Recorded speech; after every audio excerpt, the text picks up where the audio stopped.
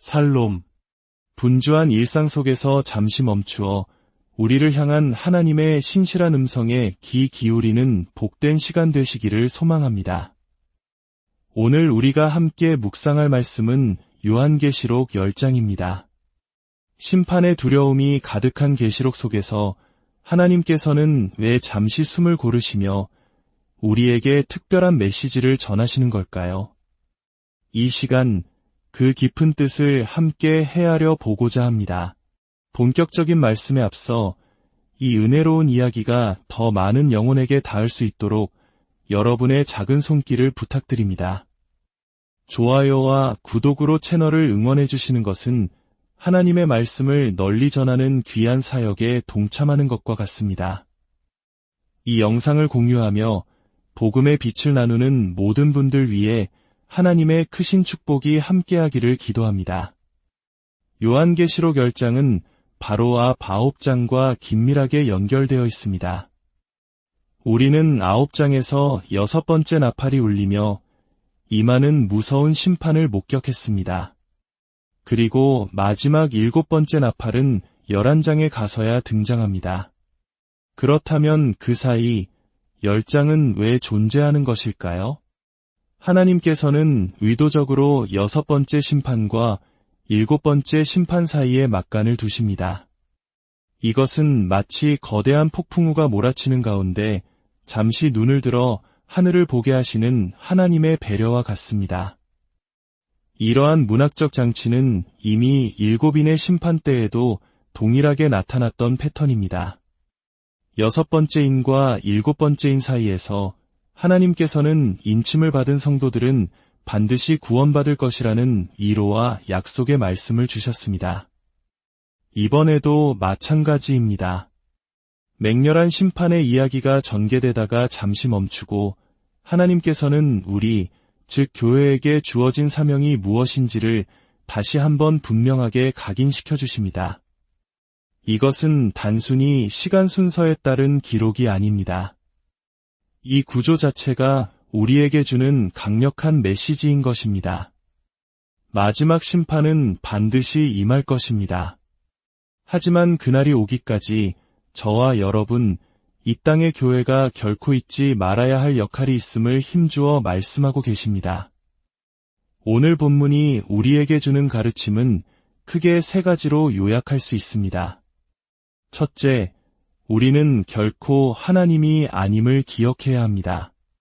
하나님께서는 심판의 징조들을 보여주셨지만 동시에 의도적으로 감추신 부분도 남겨두셨습니다. 오늘 본문에서 7 의뢰가 말한 것을 요한이 기록하려 할 때 하나님은 그것을 봉인하고 기록하지 말라고 명하십니다. 이것을 억지로 알려하고 모든 비밀을 파헤치려 하는 것은 창조주가 되려는 교만으로 이어질 수 있습니다. 우리는 하나님의 자녀이자 그의 뜻을 따르는 종입니다. 하나님이 보여주신 것까지만 보고 들려주신 것까지만 듣는 겸손한 태도가 필요합니다. 인류 역사 속 수많은 이단들은 바로 이 경계를 넘어서려다 잘못된 길로 빠져들었습니다. 둘째, 우리는 우리의 임무를 분명히 알아야 합니다. 세상은 이미 종말을 향해 달려가고 있습니다. 이제는 신학자뿐만 아니라 과학자나 환경학자들마저 인류의 위기와 종말을 이야기하는 시대입니다. 그러나 절망 속에서 주저앉아 있는 것이 우리의 역할이 아닙니다. 우리에게는 명확한 임무가 있습니다. 바로 먼저 내가 복음의 깊이를 깨닫고 그 복음을 사랑하는 이들에게 전하는 것입니다. 이것은 단순한 종교적 의무가 아닙니다. 멸망으로 치닫는 세상 속에서 나의 가족, 친구, 이웃의 영혼을 구원하기 위한 가장 절박하고 진실한 사랑의 행위입니다. 셋째, 그 사명의 길에는 기쁨과 함께 반드시 고난이 따른다는 사실입니다. 복음을 받아들이고 전하는 일에는 구원의 감격과 은혜, 말할 수 없는 기쁨이 있습니다. 하지만 동시에 죄로 가득한 세상 속에서 빛으로 살아가는 것은 쓰라린 고난을 감수해야 하는 일이기도 합니다. 복음의 단맛과 쓴맛, 우리는 이 두 가지 모두를 온전히 끌어안아야 합니다. 이것은 믿는 자든 믿지 않는 자든 피할 수 없는 현실입니다. 자, 이제 본문을 좀 더 깊이 들여다보겠습니다. 오늘의 말씀은 두 가지 핵심 키워드, 힘센 천사와 작은 두루마리를 중심으로 펼쳐집니다. 먼저 1절부터 7절까지는 힘센 천사가 등장합니다. 역사적으로 많은 신학자들이 이 천사의 경이로운 모습 때문에 그를 예수님으로 해석하기도 했습니다. 그는 구름을 입고 있는데 구름은 성경에서 하나님의 임재를 상징합니다. 머리 위에는 무지개가 있는데 에스겔서에 따르면 무지개는 하나님의 영광을 상징합니다. 얼굴은 해처럼 빛나고 발은 불기둥 같았는데 이는 부활하신 예수님의 모습과 출애굽 당시 이스라엘을 인도하던 불기둥을 떠올리게 합니다. 이 천사가 예수님이냐 아니냐를 따지는 것보다 더 중요한 핵심이 있습니다. 그것은 바로 그가 하나님의 권위와 영광을 위임받아 하나님의 말씀을 전하는 특별한 메신저라는 사실입니다. 그의 오른발은 바다를, 왼발은 땅을 밟고 서 있습니다. 이는 그가 전할 하나님의 말씀, 즉 복음이 온 세상을 향한 것이며 온 세상이 하나님의 통치 아래 있음을 보여주는 장엄한 상징입니다.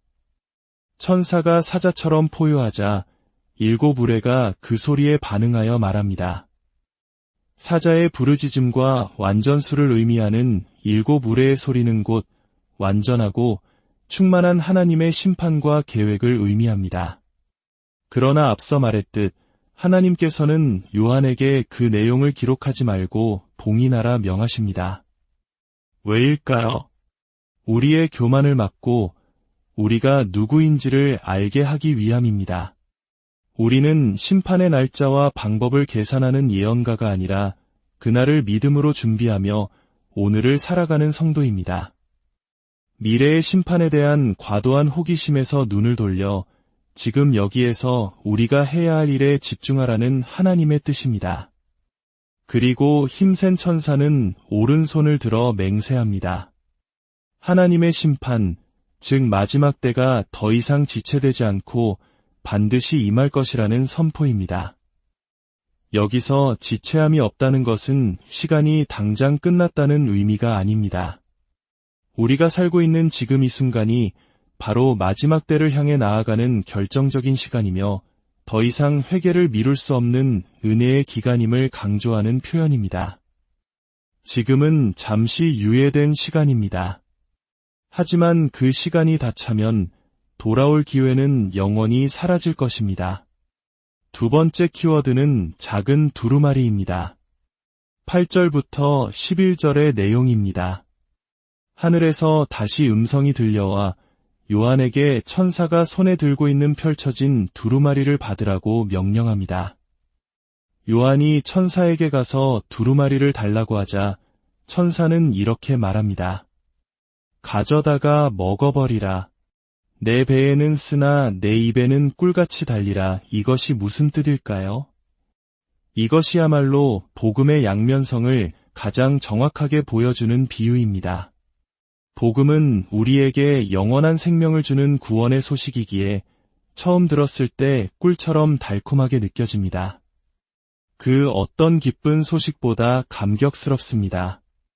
하지만 그 복음의 말씀을 내 삶으로 받아들이고 그 말씀대로 살아가기 시작하면, 즉 그것을 먹어서 소화시키면 반드시 쓴맛을 경험하게 됩니다. 세상의 가치관과 충돌하며 손해를 보기도 하고 죄와 싸우며 마음이 쓰릴 때도 있습니다. 사랑하는 이들에게 복음을 전하다가 오해와 핍박을 받기도 합니다. 그것이 바로 복음의 쓴맛입니다. 기쁨과 고난, 단맛과 쓴맛은 동전의 양면처럼 함께 가는 것입니다. 두루마리를 먹은 요한에게 마지막으로 명령이 주어집니다. 내가 많은 백성과 나라와 방언과 임금에게 다시 예언하여야 하리라. 이것은 단순히 미래를 점치는 예언을 하라는 말이 아닙니다. 세상의 모든 사람에게 지위고하를 막론하고 복음의 기쁜 소식과 함께 임박한 심판의 경고를 전하라는 사명의 재확인입니다.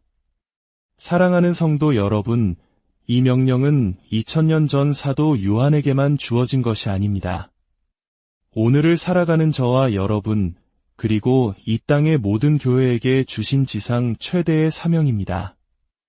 이 사명을 감당하기 위해 우리는 먼저 말씀을 먹어야 합니다. 성경 지식을 머리로만 아는 것에 그쳐서는 안 됩니다. 매일의 삶 속에서 그 말씀을 곱씹고 소화하고 실천하며 나의 일부로 만들어야 합니다. 그것이 우리의 첫 번째 임무입니다. 그리고 그 말씀을 세상에 전해야 합니다.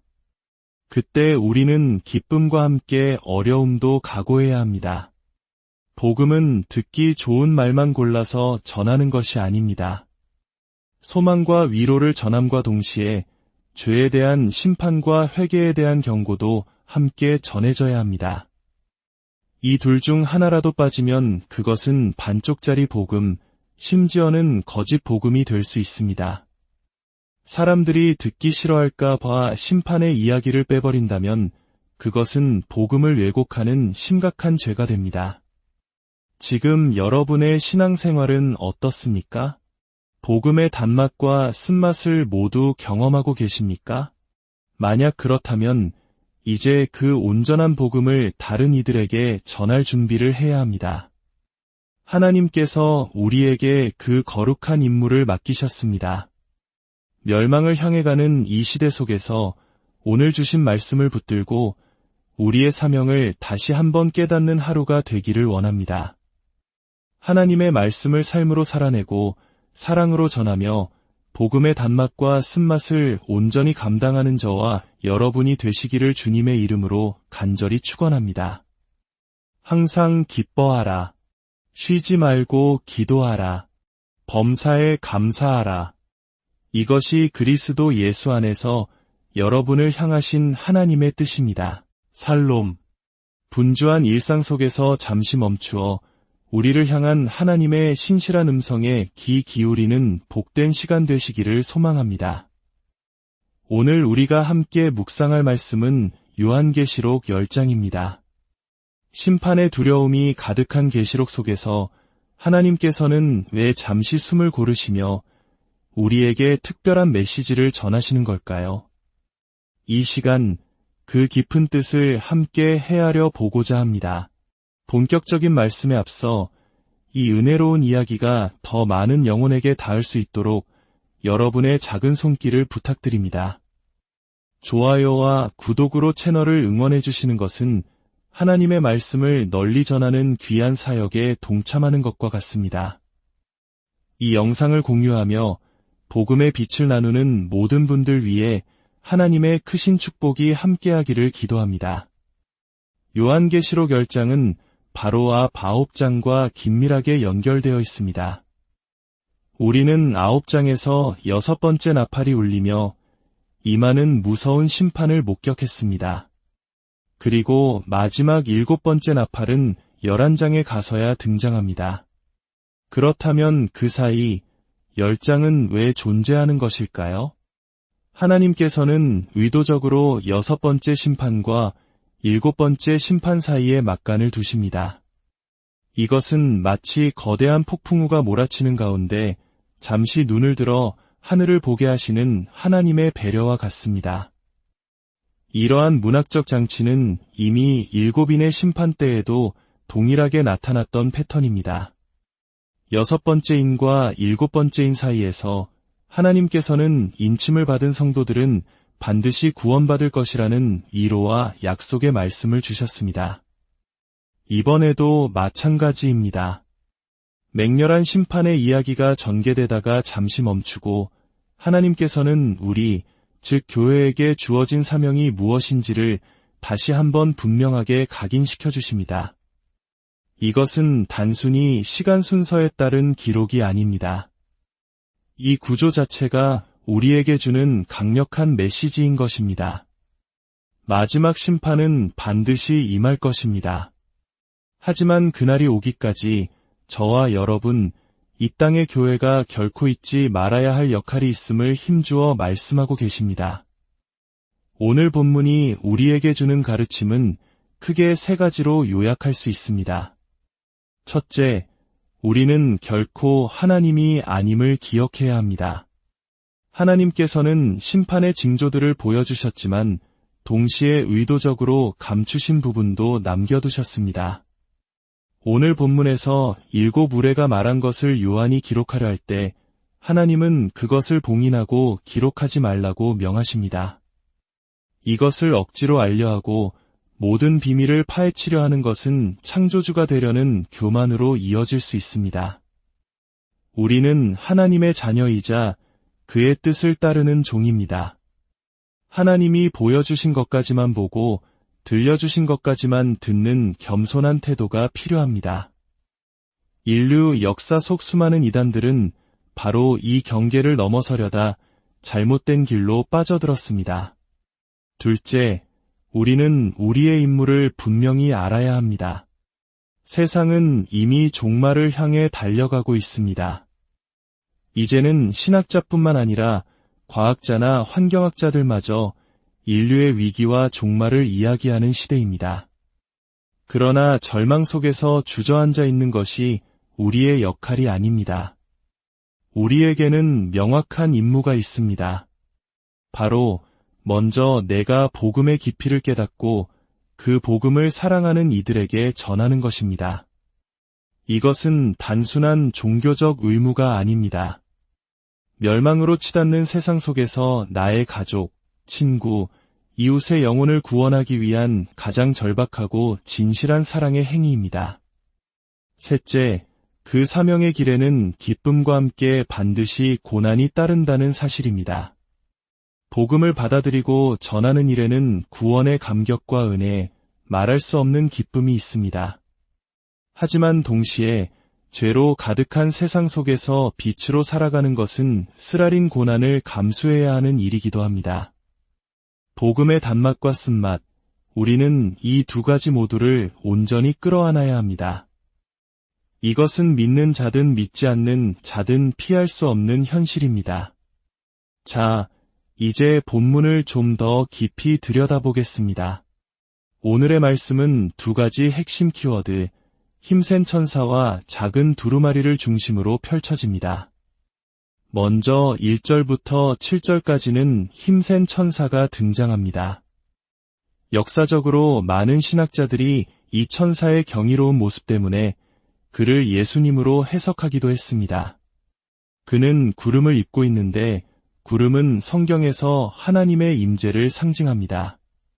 머리 위에는 무지개가 있는데 에스겔서에 따르면 무지개는 하나님의 영광을 상징합니다. 얼굴은 해처럼 빛나고 발은 불기둥 같았는데 이는 부활하신 예수님의 모습과 출애굽 당시 이스라엘을 인도하던 불기둥을 떠올리게 합니다. 이 천사가 예수님이냐 아니냐를 따지는 것보다 더 중요한 핵심이 있습니다. 그것은 바로 그가 하나님의 권위와 영광을 위임받아 하나님의 말씀을 전하는 특별한 메신저라는 사실입니다. 그의 오른발은 바다를, 왼발은 땅을 밟고 서 있습니다. 이는 그가 전할 하나님의 말씀, 즉 복음이 온 세상을 향한 것이며 온 세상이 하나님의 통치 아래 있음을 보여주는 장엄한 상징입니다. 천사가 사자처럼 포효하자 7 무례가 그 소리에 반응하여 말합니다. 사자의 부르짖음과 완전수를 의미하는 7 무례의 소리는 곧 완전하고 충만한 하나님의 심판과 계획을 의미합니다.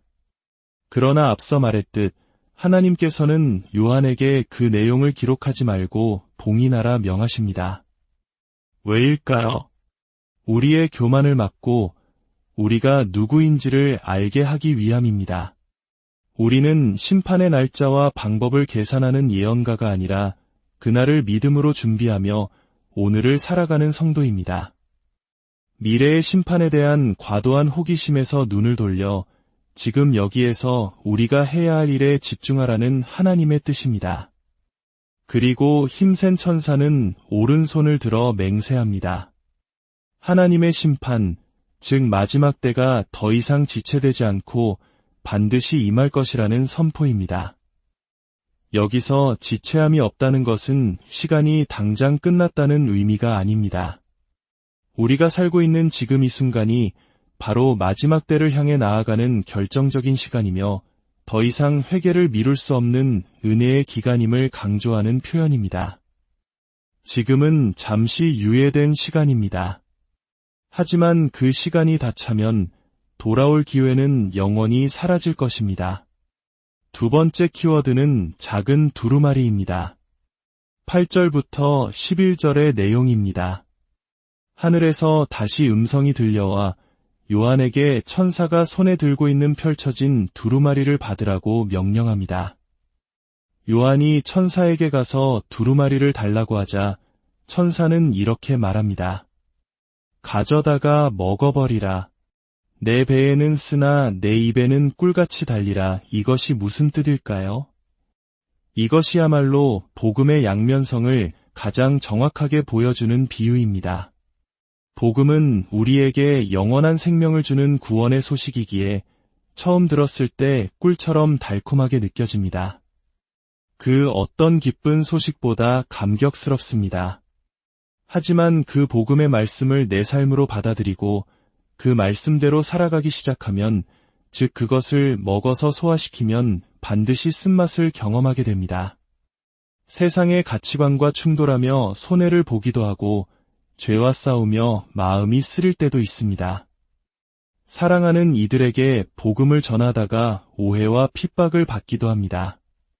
그것이 바로 복음의 쓴맛입니다.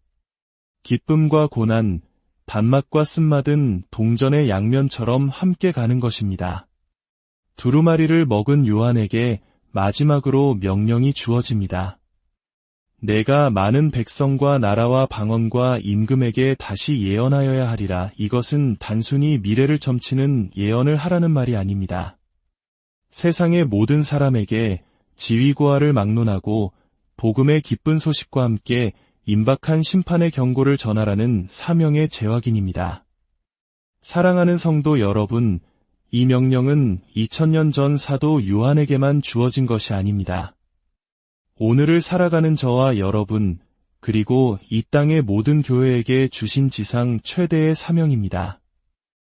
이 사명을 감당하기 위해 우리는 먼저 말씀을 먹어야 합니다. 성경 지식을 머리로만 아는 것에 그쳐서는 안 됩니다. 매일의 삶 속에서 그 말씀을 곱씹고 소화하고 실천하며 나의 일부로 만들어야 합니다. 그것이 우리의 첫 번째 임무입니다. 그리고 그 말씀을 세상에 전해야 합니다. 그때 우리는 기쁨과 함께 어려움도 각오해야 합니다. 복음은 듣기 좋은 말만 골라서 전하는 것이 아닙니다. 소망과 위로를 전함과 동시에 죄에 대한 심판과 회개에 대한 경고도 함께 전해져야 합니다. 이 둘 중 하나라도 빠지면 그것은 반쪽짜리 복음, 심지어는 거짓 복음이 될 수 있습니다. 사람들이 듣기 싫어할까 봐 심판의 이야기를 빼버린다면 그것은 복음을 왜곡하는 심각한 죄가 됩니다. 지금 여러분의 신앙생활은 어떻습니까? 복음의 단맛과 쓴맛을 모두 경험하고 계십니까?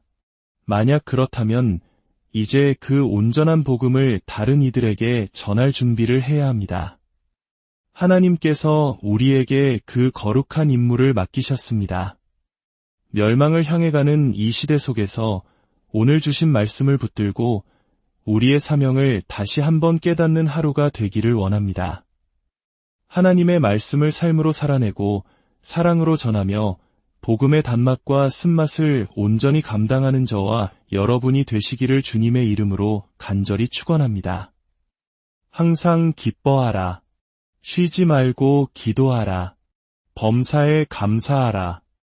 이것이 그리스도 예수 안에서 여러분을 향하신 하나님의 뜻입니다. 살롬. 분주한 일상 속에서 잠시 멈추어 우리를 향한 하나님의 신실한 음성에 귀 기울이는 복된 시간 되시기를 소망합니다.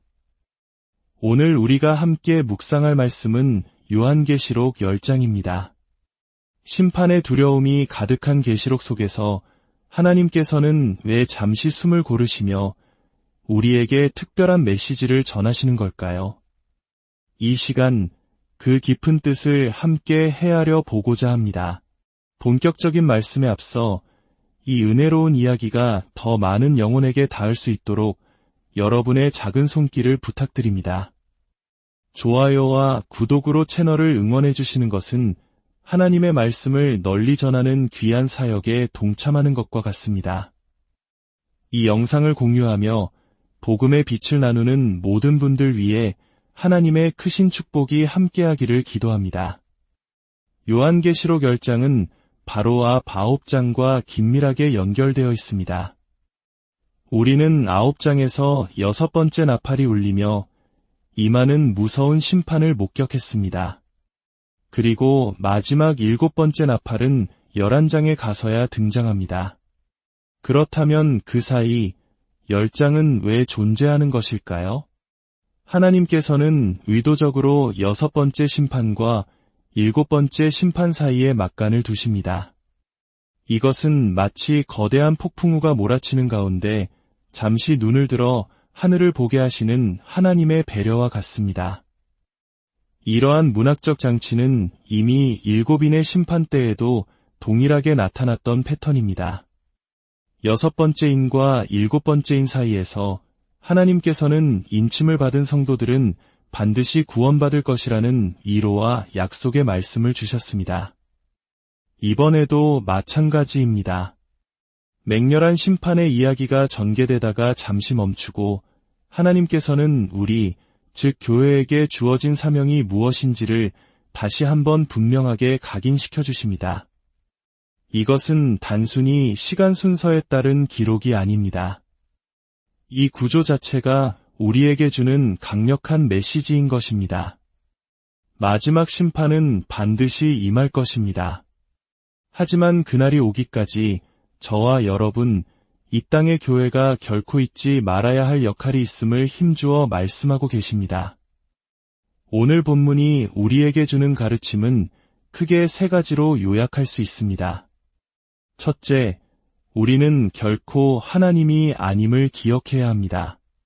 하나님께서는 심판의 징조들을 보여주셨지만 동시에 의도적으로 감추신 부분도 남겨두셨습니다.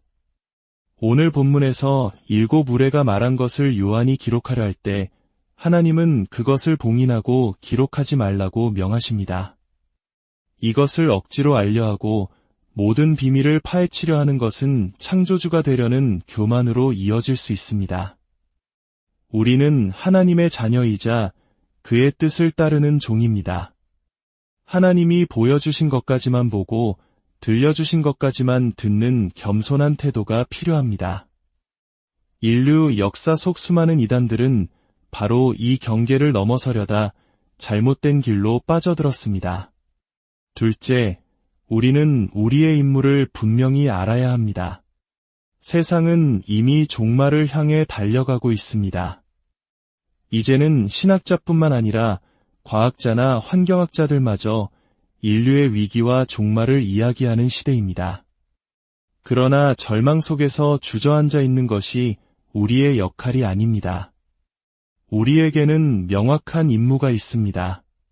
바로 먼저 내가 복음의 깊이를 깨닫고 그 복음을 사랑하는 이들에게 전하는 것입니다. 이것은 단순한 종교적 의무가 아닙니다. 멸망으로 치닫는 세상 속에서 나의 가족, 친구, 이웃의 영혼을 구원하기 위한 가장 절박하고 진실한 사랑의 행위입니다. 셋째, 그 사명의 길에는 기쁨과 함께 반드시 고난이 따른다는 사실입니다. 복음을 받아들이고 전하는 일에는 구원의 감격과 은혜, 말할 수 없는 기쁨이 있습니다. 하지만 동시에 죄로 가득한 세상 속에서 빛으로 살아가는 것은 쓰라린 고난을 감수해야 하는 일이기도 합니다. 복음의 단맛과 쓴맛, 우리는 이 2가지 모두를 온전히 끌어안아야 합니다. 이것은 믿는 자든 믿지 않는 자든 피할 수 없는 현실입니다. 자, 이제 본문을 좀 더 깊이 들여다보겠습니다. 오늘의 말씀은 두 가지 핵심 키워드, 힘센 천사와 작은 두루마리를 중심으로 펼쳐집니다. 먼저 1절부터 7절까지는 힘센 천사가 등장합니다. 역사적으로 많은 신학자들이 이 천사의 경이로운 모습 때문에 그를 예수님으로 해석하기도 했습니다. 그는 구름을 입고 있는데 구름은 성경에서 하나님의 임재를 상징합니다. 머리 위에는 무지개가 있는데 에스겔서에 따르면 무지개는 하나님의 영광을 상징합니다. 얼굴은 해처럼 빛나고 발은 불기둥 같았는데 이는 부활하신 예수님의 모습과 출애굽 당시 이스라엘을 인도하던 불기둥을 떠올리게 합니다. 이 천사가 예수님이냐 아니냐를 따지는 것보다 더 중요한 핵심이 있습니다. 그것은 바로 그가 하나님의 권위와 영광을 위임받아 하나님의 말씀을 전하는 특별한 메신저라는 사실입니다. 그의 오른발은 바다를, 왼발은 땅을 밟고 서 있습니다. 이는 그가 전할 하나님의 말씀, 즉 복음이 온 세상을 향한 것이며 온 세상이 하나님의 통치 아래 있음을 보여주는 장엄한 상징입니다. 천사가 사자처럼 포효하자 7 우레가 그 소리에 반응하여 말합니다. 사자의 부르짖음과 완전수를 의미하는 7 우레의 소리는 곧 완전하고 충만한 하나님의 심판과 계획을 의미합니다. 그러나 앞서 말했듯 하나님께서는 요한에게 그 내용을 기록하지 말고 봉인하라 명하십니다. 왜일까요? 우리의 교만을 막고 우리가 누구인지를 알게 하기 위함입니다. 우리는 심판의 날짜와 방법을 계산하는 예언가가 아니라 그날을 믿음으로 준비하며 오늘을 살아가는 성도입니다. 미래의 심판에 대한 과도한 호기심에서 눈을 돌려 지금 여기에서 우리가 해야 할 일에 집중하라는 하나님의 뜻입니다. 그리고 힘센 천사는 오른손을 들어 맹세합니다. 하나님의 심판, 즉 마지막 때가 더 이상 지체되지 않고 반드시 임할 것이라는 선포입니다. 여기서 지체함이 없다는 것은 시간이 당장 끝났다는 의미가 아닙니다. 우리가 살고 있는 지금 이 순간이 바로 마지막 때를 향해 나아가는 결정적인 시간이며 더 이상 회개를 미룰 수 없는 은혜의 기간임을 강조하는 표현입니다. 지금은 잠시 유예된 시간입니다. 하지만 그 시간이 다 차면 돌아올 기회는 영원히 사라질 것입니다. 두 번째 키워드는 작은 두루마리입니다. 8절부터 11절의 내용입니다. 하늘에서 다시 음성이 들려와 요한에게 천사가 손에 들고 있는 펼쳐진 두루마리를 받으라고 명령합니다. 요한이 천사에게 가서 두루마리를 달라고 하자 천사는 이렇게 말합니다. 가져다가 먹어버리라. 내 배에는 쓰나 내 입에는 꿀같이 달리라. 이것이 무슨 뜻일까요? 이것이야말로 복음의 양면성을 가장 정확하게 보여주는 비유입니다. 복음은 우리에게 영원한 생명을 주는 구원의 소식이기에 처음 들었을 때 꿀처럼 달콤하게 느껴집니다. 그 어떤 기쁜 소식보다 감격스럽습니다. 하지만 그 복음의 말씀을 내 삶으로 받아들이고 그 말씀대로 살아가기 시작하면, 즉 그것을 먹어서 소화시키면 반드시 쓴맛을 경험하게 됩니다. 세상의 가치관과 충돌하며 손해를 보기도 하고 죄와 싸우며 마음이 쓰릴 때도 있습니다. 사랑하는 이들에게 복음을 전하다가 오해와 핍박을 받기도 합니다. 그것이 바로 복음의 쓴맛입니다. 기쁨과 고난, 단맛과 쓴맛은 동전의 양면처럼 함께 가는 것입니다. 두루마리를 먹은 요한에게 마지막으로 명령이 주어집니다. 내가 많은 백성과 나라와 방언과 임금에게 다시 예언하여야 하리라. 이것은 단순히 미래를 점치는 예언을 하라는 말이 아닙니다. 세상의 모든 사람에게 지위고하를 막론하고 복음의 기쁜 소식과 함께 임박한 심판의 경고를 전하라는 사명의 재확인입니다. 사랑하는 성도 여러분, 이 명령은 2000년 전 사도 요한에게만 주어진 것이 아닙니다. 오늘을 살아가는 저와 여러분, 그리고 이 땅의 모든 교회에게 주신 지상 최대의 사명입니다. 이 사명을 감당하기 위해 우리는 먼저 말씀을 먹어야 합니다. 성경 지식을 머리로만 아는 것에 그쳐서는 안 됩니다. 매일의 삶 속에서 그 말씀을 곱씹고 소화하고 실천하며 나의 일부로 만들어야 합니다. 그것이 우리의 첫 번째 임무입니다. 그리고 그 말씀을 세상에 전해야 합니다. 그때 우리는 기쁨과 함께 어려움도 각오해야 합니다. 복음은 듣기 좋은 말만 골라서 전하는 것이 아닙니다. 소망과 위로를 전함과 동시에 죄에 대한 심판과 회개에 대한 경고도 함께 전해져야 합니다. 이 둘 중 하나라도 빠지면 그것은 반쪽짜리 복음, 심지어는 거짓 복음이 될 수 있습니다. 사람들이 듣기 싫어할까 봐 심판의 이야기를 빼버린다면 그것은 복음을 왜곡하는 심각한 죄가 됩니다. 지금 여러분의 신앙생활은 어떻습니까? 복음의 단맛과 쓴맛을 모두 경험하고 계십니까?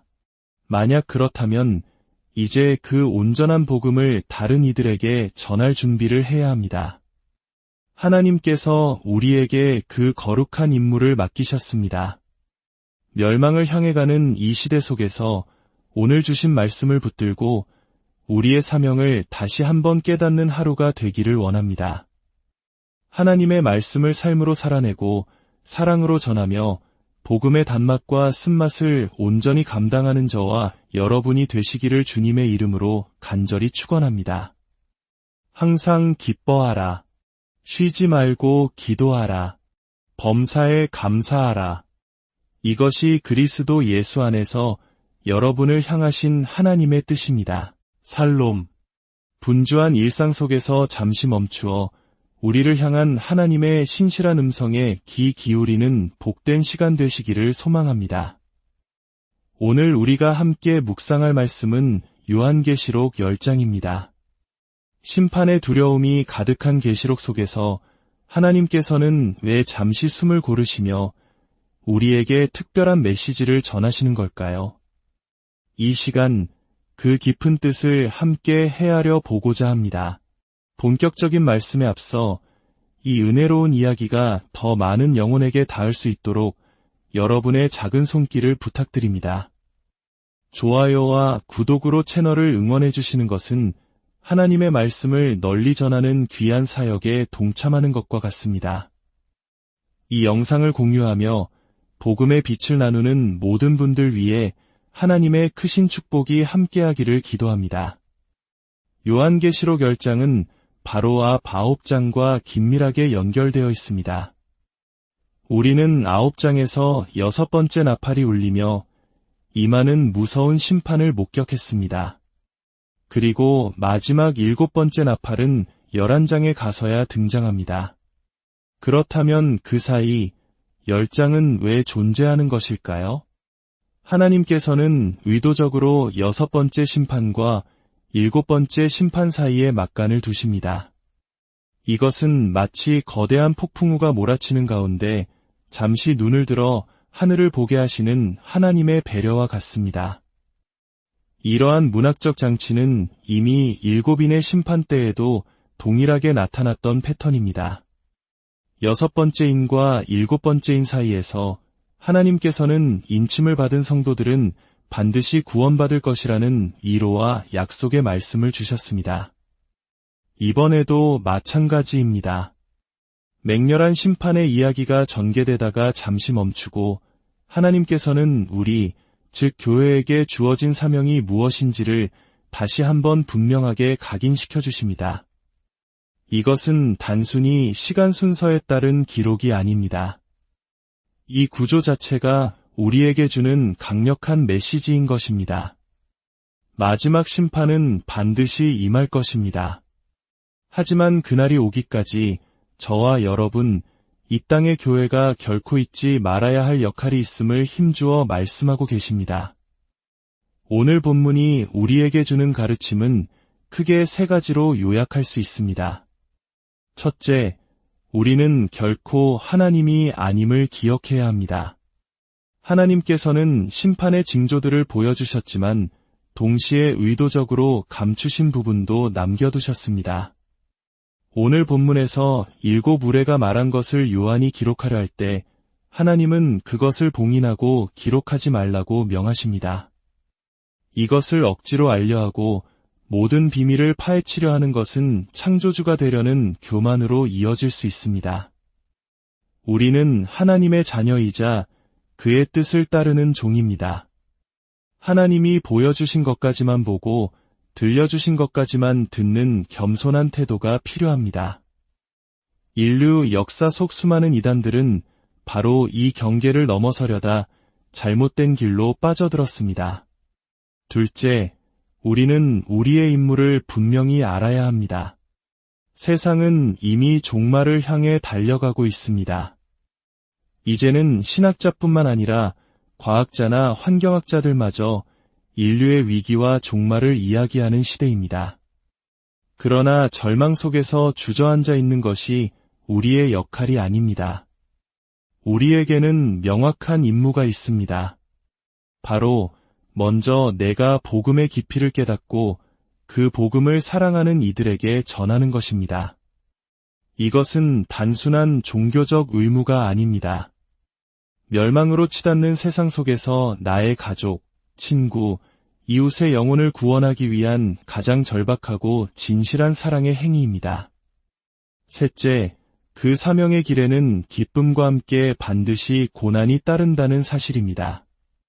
복음을 받아들이고 전하는 일에는 구원의 감격과 은혜, 말할 수 없는 기쁨이 있습니다. 하지만 동시에 죄로 가득한 세상 속에서 빛으로 살아가는 것은 쓰라린 고난을 감수해야 하는 일이기도 합니다. 복음의 단맛과 쓴맛, 우리는 이 두 가지 모두를 온전히 끌어안아야 합니다. 이것은 믿는 자든 믿지 않는 자든 피할 수 없는 현실입니다. 자, 이제 본문을 좀 더 깊이 들여다보겠습니다. 오늘의 말씀은 두 가지 핵심 키워드, 힘센 천사와 작은 두루마리를 중심으로 펼쳐집니다. 먼저 1절부터 7절까지는 힘센 천사가 등장합니다. 역사적으로 많은 신학자들이 이 천사의 경이로운 모습 때문에 그를 예수님으로 해석하기도 했습니다.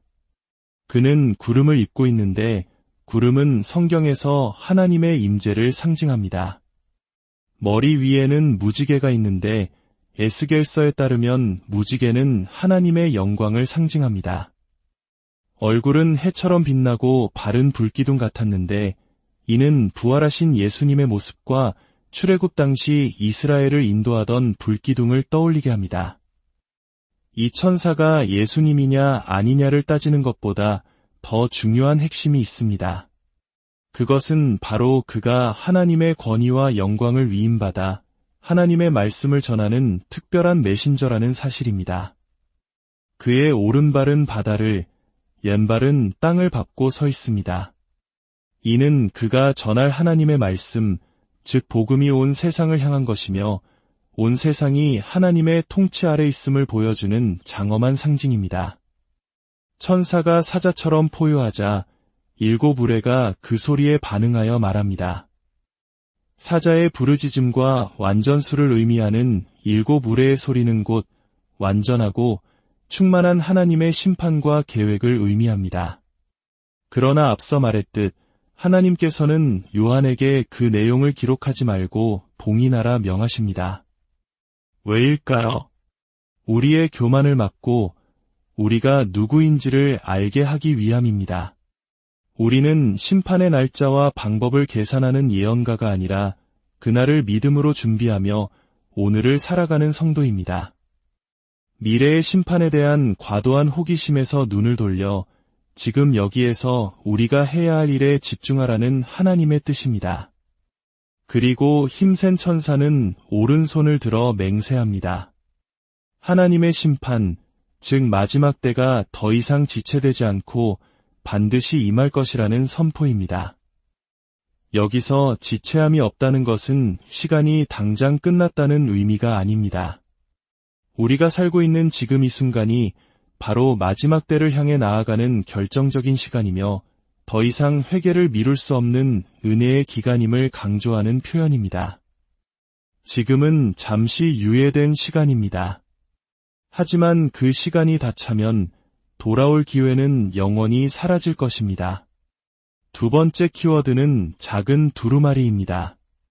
8절부터 11절의 내용입니다. 하늘에서 다시 음성이 들려와 요한에게 천사가 손에 들고 있는 펼쳐진 두루마리를 받으라고 명령합니다. 요한이 천사에게 가서 두루마리를 달라고 하자 천사는 이렇게 말합니다. 가져다가 먹어버리라. 내 배에는 쓰나 내 입에는 꿀같이 달리라. 이것이 무슨 뜻일까요? 이것이야말로 복음의 양면성을 가장 정확하게 보여주는 비유입니다. 복음은 우리에게 영원한 생명을 주는 구원의 소식이기에 처음 들었을 때 꿀처럼 달콤하게 느껴집니다. 그 어떤 기쁜 소식보다 감격스럽습니다. 하지만 그 복음의 말씀을 내 삶으로 받아들이고 그 말씀대로 살아가기 시작하면, 즉 그것을 먹어서 소화시키면 반드시 쓴맛을 경험하게 됩니다. 세상의 가치관과 충돌하며 손해를 보기도 하고 죄와 싸우며 마음이 쓰릴 때도 있습니다. 사랑하는 이들에게 복음을 전하다가 오해와 핍박을 받기도 합니다. 그것이 바로 복음의 쓴맛입니다. 기쁨과 고난, 단맛과 쓴맛은 동전의 양면처럼 함께 가는 것입니다. 두루마리를 먹은 요한에게 마지막으로 명령이 주어집니다. 내가 많은 백성과 나라와 방언과 임금에게 다시 예언하여야 하리라. 이것은 단순히 미래를 점치는 예언을 하라는 말이 아닙니다.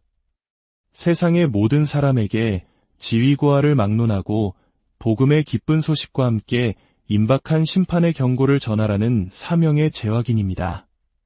사랑하는 성도 여러분, 이 명령은 2000년 전 사도 요한에게만 주어진 것이 아닙니다. 오늘을 살아가는 저와 여러분, 그리고 이 땅의 모든 교회에게 주신 지상 최대의 사명입니다. 이 사명을 감당하기 위해 우리는 먼저 말씀을 먹어야 합니다. 성경 지식을 머리로만 아는 것에 그쳐서는 안 됩니다. 매일의 삶 속에서 그 말씀을 곱씹고 소화하고 실천하며 나의 일부로 만들어야 합니다. 그것이 우리의 첫 번째 임무입니다. 그리고 그 말씀을 세상에 전해야 합니다. 그때 우리는 기쁨과 함께 어려움도 각오해야 합니다. 복음은 듣기 좋은 말만 골라서 전하는 것이 아닙니다. 소망과 위로를 전함과 동시에 죄에 대한 심판과 회개에 대한 경고도 함께 전해져야 합니다. 이 둘 중 하나라도 빠지면 그것은 반쪽짜리 복음, 심지어는 거짓 복음이 될 수 있습니다. 사람들이 듣기 싫어할까 봐 심판의 이야기를 빼버린다면 그것은 복음을 왜곡하는 심각한 죄가 됩니다. 지금 여러분의 신앙생활은 어떻습니까? 복음의 단맛과 쓴맛을 모두 경험하고 계십니까? 만약 그렇다면 이제 그 온전한 복음을 다른 이들에게 전할 준비를 해야 합니다. 하나님께서 우리에게 그 거룩한 임무를 맡기셨습니다. 멸망을 향해 가는 이 시대 속에서 오늘 주신 말씀을 붙들고 우리의 사명을 다시 한번 깨닫는 하루가 되기를 원합니다. 하나님의 말씀을 삶으로 살아내고 사랑으로 전하며 복음의 단맛과 쓴맛을 온전히 감당하는 저와 여러분이 되시기를 주님의 이름으로 간절히 축원합니다. 항상 기뻐하라. 쉬지 말고 기도하라. 범사에 감사하라. 이것이 그리스도 예수 안에서 여러분을 향하신 하나님의 뜻입니다. 살롬.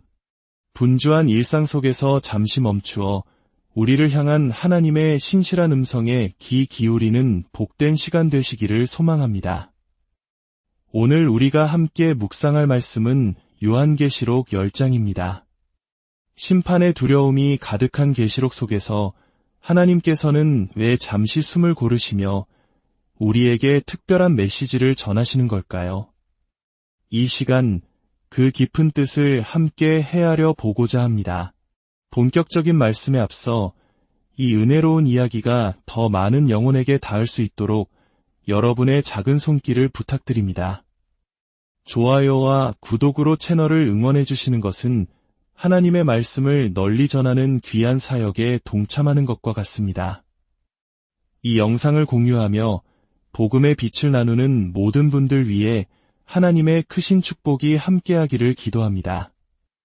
요한계시록 10장은 바로 앞 9장과 긴밀하게 연결되어 있습니다. 우리는 9장에서 6번째 나팔이 울리며 임하는 무서운 심판을 목격했습니다.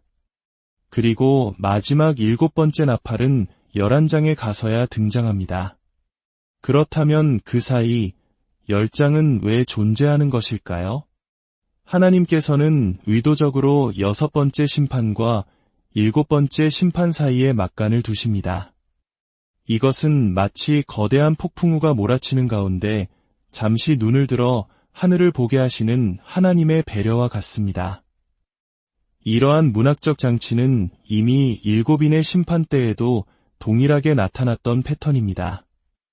6번째인과 7번째인 사이에서 하나님께서는 인침을 받은 성도들은 반드시 구원받을 것이라는 위로와 약속의 말씀을 주셨습니다. 이번에도 마찬가지입니다. 맹렬한 심판의 이야기가 전개되다가 잠시 멈추고 하나님께서는 우리, 즉 교회에게 주어진 사명이 무엇인지를 다시 한번 분명하게 각인시켜 주십니다.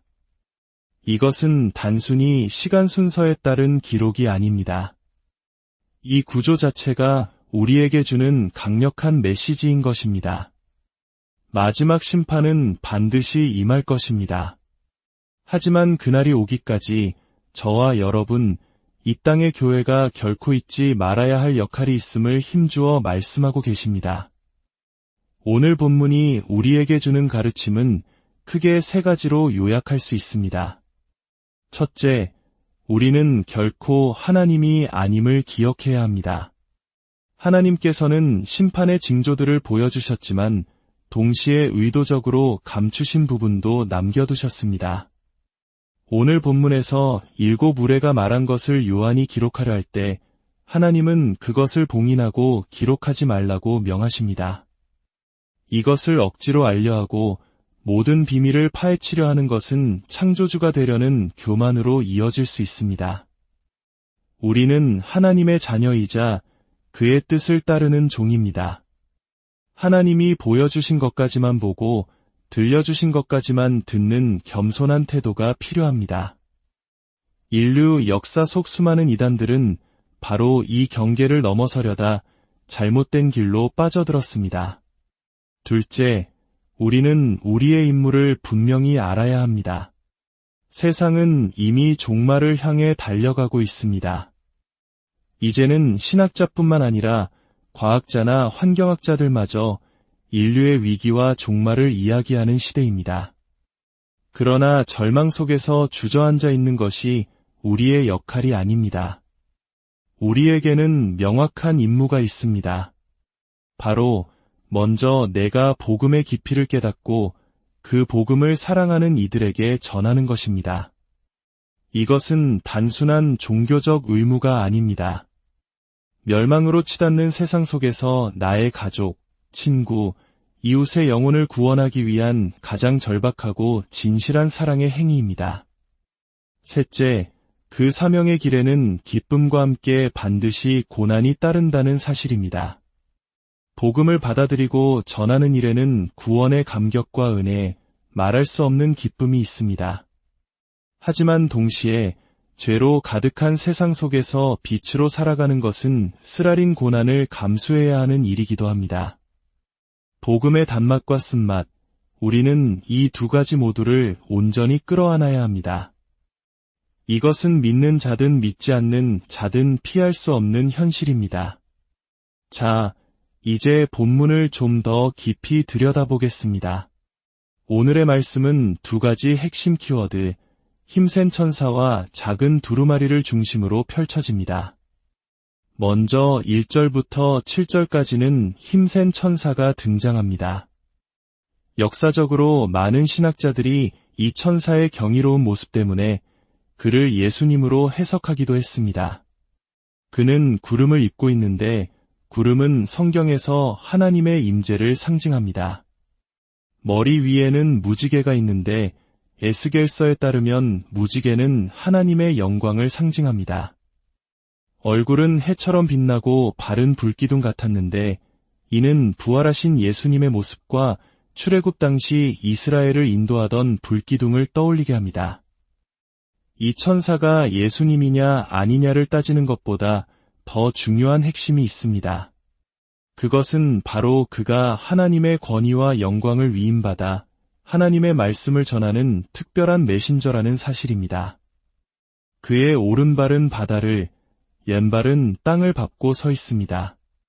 이는 그가 전할 하나님의 말씀, 즉 복음이 온 세상을 향한 것이며 온 세상이 하나님의 통치 아래 있음을 보여주는 장엄한 상징입니다. 천사가 사자처럼 포효하자 일곱 우레가 그 소리에 반응하여 말합니다. 사자의 부르짖음과 완전수를 의미하는 일곱 우레의 소리는 곧 완전하고 충만한 하나님의 심판과 계획을 의미합니다. 그러나 앞서 말했듯 하나님께서는 요한에게 그 내용을 기록하지 말고 봉인하라 명하십니다. 왜일까요? 우리의 교만을 막고 우리가 누구인지를 알게 하기 위함입니다. 우리는 심판의 날짜와 방법을 계산하는 예언가가 아니라 그날을 믿음으로 준비하며 오늘을 살아가는 성도입니다. 미래의 심판에 대한 과도한 호기심에서 눈을 돌려 지금 여기에서 우리가 해야 할 일에 집중하라는 하나님의 뜻입니다. 그리고 힘센 천사는 오른손을 들어 맹세합니다. 하나님의 심판, 즉 마지막 때가 더 이상 지체되지 않고 반드시 임할 것이라는 선포입니다. 여기서 지체함이 없다는 것은 시간이 당장 끝났다는 의미가 아닙니다. 우리가 살고 있는 지금 이 순간이 바로 마지막 때를 향해 나아가는 결정적인 시간이며 더 이상 회개를 미룰 수 없는 은혜의 기간임을 강조하는 표현입니다. 지금은 잠시 유예된 시간입니다. 하지만 그 시간이 다 차면 돌아올 기회는 영원히 사라질 것입니다. 두 번째 키워드는 작은 두루마리입니다. 8절부터 11절의 내용입니다. 하늘에서 다시 음성이 들려와 요한에게 천사가 손에 들고 있는 펼쳐진 두루마리를 받으라고 명령합니다. 요한이 천사에게 가서 두루마리를 달라고 하자 천사는 이렇게 말합니다. 가져다가 먹어버리라. 내 배에는 쓰나 내 입에는 꿀같이 달리라. 이것이 무슨 뜻일까요? 이것이야말로 복음의 양면성을 가장 정확하게 보여주는 비유입니다. 복음은 우리에게 영원한 생명을 주는 구원의 소식이기에 처음 들었을 때 꿀처럼 달콤하게 느껴집니다. 그 어떤 기쁜 소식보다 감격스럽습니다. 하지만 그 복음의 말씀을 내 삶으로 받아들이고 그 말씀대로 살아가기 시작하면, 즉 그것을 먹어서 소화시키면 반드시 쓴맛을 경험하게 됩니다. 세상의 가치관과 충돌하며 손해를 보기도 하고 죄와 싸우며 마음이 쓰릴 때도 있습니다. 사랑하는 이들에게 복음을 전하다가 오해와 핍박을 받기도 합니다. 그것이 바로 복음의 쓴맛입니다. 기쁨과 고난, 단맛과 쓴맛은 동전의 양면처럼 함께 가는 것입니다. 두루마리를 먹은 요한에게 마지막으로 명령이 주어집니다. 내가 많은 백성과 나라와 방언과 임금에게 다시 예언하여야 하리라. 이것은 단순히 미래를 점치는 예언을 하라는 말이 아닙니다. 세상의 모든 사람에게 지위고하를 막론하고 복음의 기쁜 소식과 함께 임박한 심판의 경고를 전하라는 사명의 재확인입니다. 사랑하는 성도 여러분, 이 명령은 2000년 전 사도 요한에게만 주어진 것이 아닙니다. 오늘을 살아가는 저와 여러분, 그리고 이 땅의 모든 교회에게 주신 지상 최대의 사명입니다. 이 사명을 감당하기 위해 우리는 먼저 말씀을 먹어야 합니다. 성경 지식을 머리로만 아는 것에 그쳐서는 안 됩니다. 매일의 삶 속에서 그 말씀을 곱씹고 소화하고 실천하며 나의 일부로 만들어야 합니다. 그것이 우리의 첫 번째 임무입니다. 그리고 그 말씀을 세상에 전해야 합니다. 그때 우리는 기쁨과 함께 어려움도 각오해야 합니다. 복음은 듣기